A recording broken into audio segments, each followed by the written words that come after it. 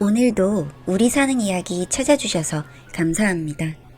사연자분이 보내주신 이야기 시작해볼게요. 안녕하세요. 저는 37살의 여성입니다.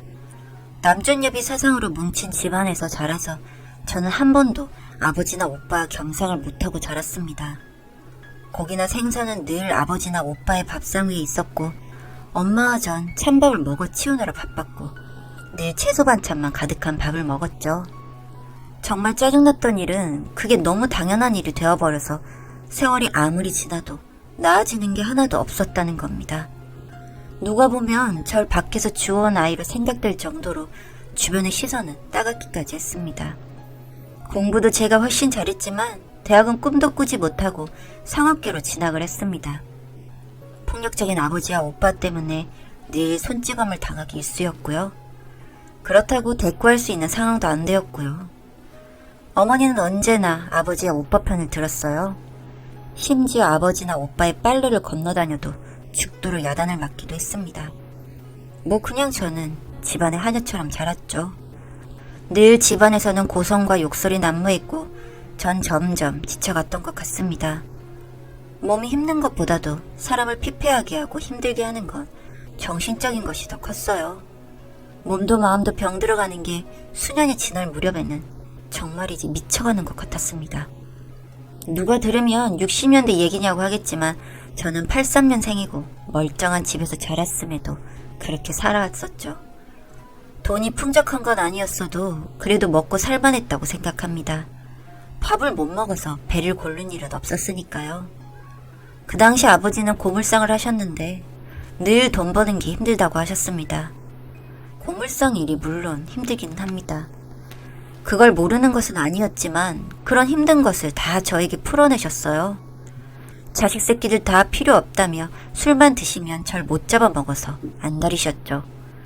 하루도 마음 편하게 지내본 적이 없었고 그나마도 어머니는 아버지의 그 타박이 지겨웠는지 계집애라고 하나 있는 게 집안 분위기 어둡게 한다면서 소리를 지르시곤 했습니다. 전 그냥 존재 자체가 죄가 되는 그런 아이였던 것 같습니다. 그게 너무 싫고 힘들어서 저는 다락방에 혼자 올라가서 공부를 했어요. 대학만은 꼭 제 힘으로 가고 싶었습니다. 그렇게 열심히 공부를 하며 그 시절을 보낼 때 오빠는 고등학교 때부터 오토바이를 타기 시작하면서 나쁜 친구들과 어울리기 시작했어요. 담배와 술은 물론이고 무면허로 운전을 하면서 사고를 치기도 했고요.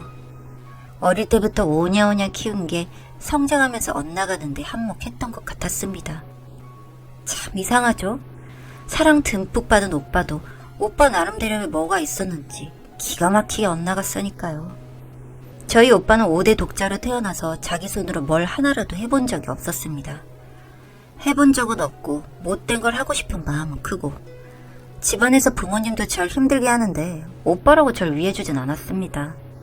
본인 일이 안 풀리면 제 머리채를 잡기 일쑤였고 전 그렇게 힘든 걸 이겨내며 살았습니다. 하루하루 갈수록 제 나름 이겨내보려고 마음도 다잡고 했지만 하나도 나아지는 건 없었습니다. 저는 그저 가족들에게 화풀이 상대였을 뿐이었습니다. 그때그때 욱하는 심정을 풀어낼 때 건드리는 피해자로 총알바지가 된 거예요. 귀하게 키운답시고 자식을 잘못 키운 거죠. 사고는 오빠가 쳤는데 엄마와 아빠는 저를 때리면서 복을 제가 가로채서 그런 거라면서 무당을 불러 비싼 굿을 하기도 했어요. 평생 돈 없다고 징징대면서 유명한 무당을 데려와 수천만 원짜리 굿을 한 거예요. 동네 사람들만 좋은 일 났었죠. 음식 장만도 푸짐해서 나눠야 굿한 효과가 더 잘 나온다고 했었거든요. 참 어이가 없었습니다.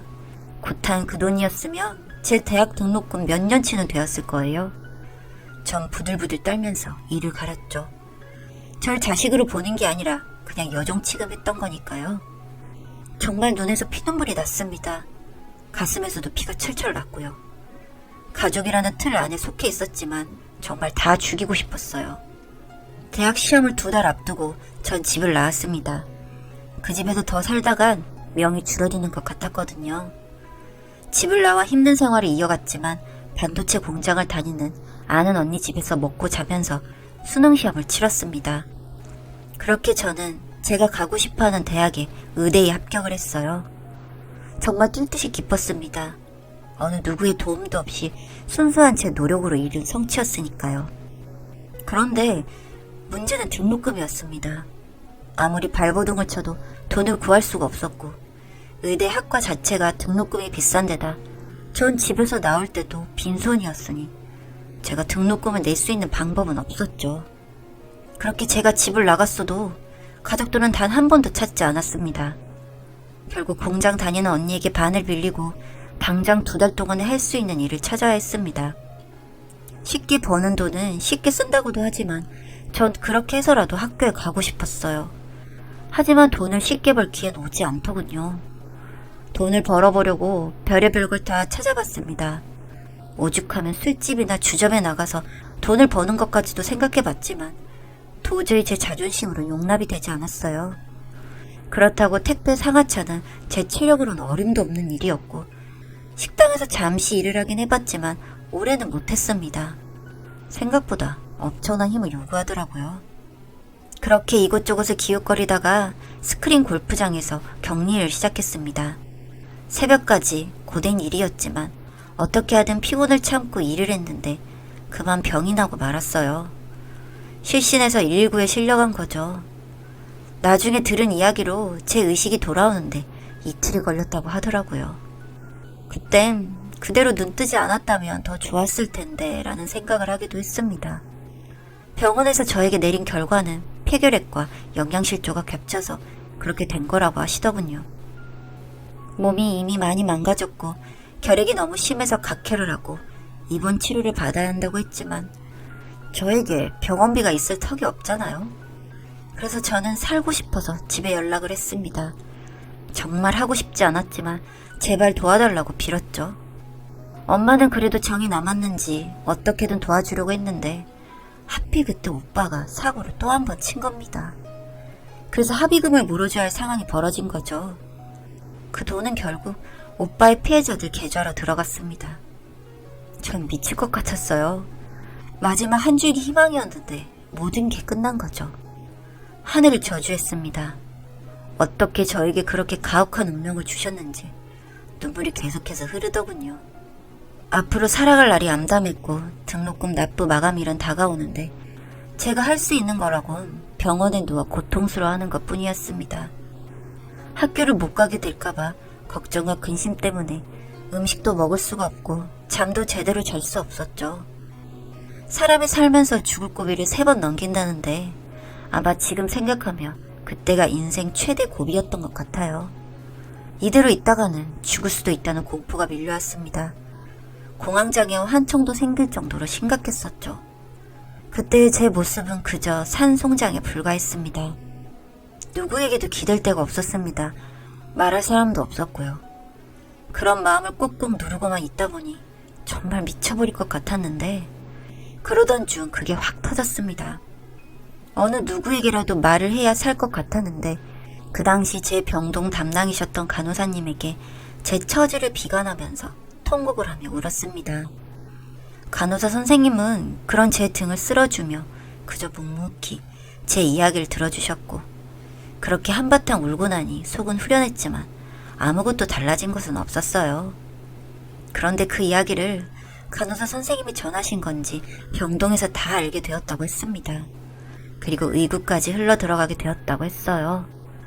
간호사 선생님들은 돈을 얼마씩 모아서 저에게 주셨고 의구까지 흘러 들어갔는지 제 담당이셨던 전공의 선생님까지 절 찾아오셨습니다. 저녁 시간대쯤이었는데 전염병이라 격리실에 있던 저에게 전공의 선생님이 찾아오셨고 이런저런 이야기를 하게 되었습니다. 그리고 이야기 끝에 제게 이 얘기를 들었다면서 봉투를 건네신 겁니다. 등록금이라면서 좋은 의사가 되길 바란다면서 자리를 뜨셨죠. 저는 너무 고마운 나머지 펑펑 울었습니다. 가족보다 더한 은인이라 생각했습니다. 피부치만이 전부는 아니더라고요. 얼마나 고마웠는지 이게 꿈인가 생시인가 볼을 꼬집어 보기도 할 정도였으니까요. 결핵은 입원 치료로 나아졌고 약은 한동안 쭉 먹어야 한다기에 많은 약봉투를 들고 퇴원을 했습니다. 그 길로 저는 등록금을 내게 되었고 그렇게 바라고 바랬던 의대생이 되었어요. 그 이후 몇 번 병원에 찾아갔지만 그때 그 전공의 선생님은 다른 병원으로 이직하셨다는 이야기만 들을 수 있었습니다. 꼭 은혜를 갖고 싶었는데 번호조차 알 수가 없었고 알려주시지도 않아서 참 많이 아쉬웠지만 언젠가는 꼭 만나서 은혜를 갚겠다 다짐했습니다. 그렇게 전 겨우 입학해서 예과를 다니고 있었는데 오빠가 또 사고를 쳐서 교도소에 가게 되었습니다. 그런 일이 있고 나니 또 제게 뭘 따지시려 했는지 부모님은 절 찾아내셨습니다. 의대생이 되었다는 소리를 들어서였을까요? 절 보자마자 제 뺨을 치면서 오빠의 복을 가로챈 년이라고 하더니 아주 집에만 불리려고 이렇게 오빠를 감옥에 보냈다고 하는 겁니다. 세상에, 오빠가 잘못해서 감옥에 간 거지 제가 뭘 어쨌다고요? 너무 어이가 없었지만 그런 생각도 길게 할 수가 없었습니다. 절 막 때려가면서 돈을 내놓으라고 하셨거든요. 오빠를 빼내게 돈을 내놓으라면서 때리는데 이제 의대 신입생이 무슨 힘이 있으며 무슨 돈이 있겠어요. 맞으면서 이렇게 억울한 소리를 듣고 있자니 더 이상은 참을 수 없다는 생각을 했습니다. 정말 미쳐버릴 것 같았거든요. 그놈의 말도 안 되는 가족이라는 것에 묶여서 가족 취급은 못 받는데 이렇게 고통받아야 한다는 게 너무 억울했습니다. 전 제발 이 끝이 없는 이 구질구질한 구렁텅이에서 벗어나고 싶었습니다. 아버지 어머니도 양심이란 게 있으면 더 이상 이러지 마세요. 도대체 부모라고 해준 게 뭐가 있어요? 내 눈앞에서 사라져요. 부모 자식 간에는 천륜이란 게 있는 거다. 망할년. 어떻게 너 혼자 잘 먹고 잘 살 꿈님은 하냐? 정신 차리세요. 전 이제 없는 자식이라고 생각하시고 알아서 사세요. 더 때리려고 다가오는데 저는 뒤도 안 돌아보고 그렇게 뛰었습니다. 그런 제 뒤통수에까지 날아오는 쌍욕을 들으면서 전 더 멀리 뛰어갔습니다. 그 이후로도 몇 번 학교와 실습 다니는 병원까지 찾아와서 난리통을 피우는 바람에 정말 학교에서 유명인사가 되었습니다. 그런데 그렇게 알려지고 나니 차라리 더 편하더군요. 절 보호해주려고 하는 친구들도 생겼고 교수님들도 제 소식을 듣고 절 많이 응원해 주셨거든요. 그렇게 기숙사 생활도 할 수 있었고 밥 먹는 건 학교에서 지원을 해주기도 했습니다. 나중에 어릴 때 동네 친구에게 들은 소식으로 오빠는 교도소에서 나오긴 했는데 또 한 번 사고를 쳐서 들어갔고 아마도 꽤나 오래 있다 나오게 될 거라고 했습니다. 그리고 그렇게 제가 오빠 앞길을 막았다던 부모님은 그렇게 계속해서 오빠 뒤치다거리까지 하다가 본인들 살고 있는 집까지 날렸다고 하더군요. 현재는 할머니가 계신 시골집으로 내려가서 농사를 지으며 겨우 살아가고 있다는 소식이었습니다. 이제는 저도 돈벌이를 시작했으니 전보다 살아갈 만합니다. 그래도 절대 그들을 도와주고 싶은 마음은 없습니다. 왜냐고요? 그 사람들에게 보내는 돈은 다 연기처럼 사라질 게 뻔하니까요. 한 부모의 자식으로 태어나서 저 같은 취급만 받다가 버림받는 사람이 또 있을까 궁금합니다. 차라리 이럴 거면 아주 어릴 때 그냥 고아 안에 버렸다면 더 나았을 거란 생각을 해봅니다. 전 그 이후 내과 전문의가 되어 자립을 하게 되었습니다. 그리고 절 도와줬던 그 전공의 선생님을 우연히 한 병원에서 만나게 되었죠. 은혜를 갖고 싶어 따라다니며 매일 밥을 사겠다고 하고 돈을 준비해서 가기도 하고 간식으로 조공도 하며 지내다가 저희는 어느새 부부가 되었습니다. 남편에게서 나중에 들은 이야기지만 타 학교였음에도 불구하고 제 소식이 계속 들려왔다고 하더군요.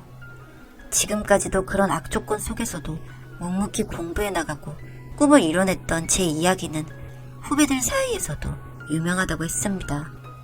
가슴 아픈 제 이야기가 누군가에게는 희망이 될 수도 있다는 게 참 신기하기도 하고 묘한 생각이 들더군요. 저에게 잘 될 줄 알았다면서 절 안아주던 남편과 시부모님까지. 전 요즘 정말 살만하게 살아가고 있습니다. 그리고 예쁜 딸도 하나 낳았고요.